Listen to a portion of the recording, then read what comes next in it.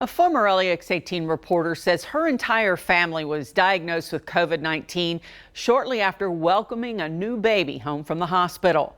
Relieved that everyone is okay, Molly Grantham is sharing what her symptoms looked like and how the virus affected her 10-day-old son. LEX 18's Catherine Collins reports. Our entire family has COVID.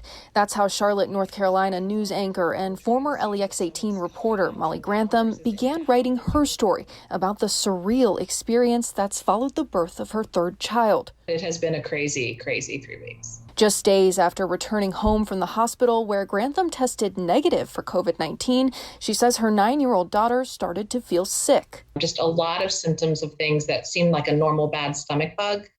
But turns out when the test came back 3 or 4 days later, we realized definitely was COVID. And by that point, we'd all been kissing on the baby and loving on each other and realized that we all had it. At just 10 days old, her newborn was tested and ruled a presumptive positive. Grantham says doctors told her to watch his breathing overnight. I'm just looking at his breath all night long, trying to see if the stomach's going up and down versus in and out, which you can kind of laugh about now because we're all okay. But in the moments at 2 and 3 and 4 in the morning, it was frightening. It was frightening. She had body aches and a pounding headache. Her husband lost his sense of smell and taste. The virus seemed to act differently in each member of the family of 5. Our symptoms, it went from like very mild symptoms to mine were maybe, I guess, the most severe, even though I didn't know it.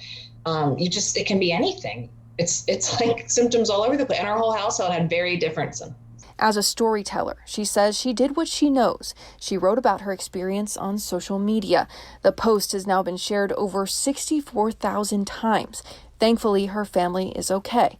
But it's her hope, she says, people will see what they went through and know it's real. Catherine Collins, LEX 18 News.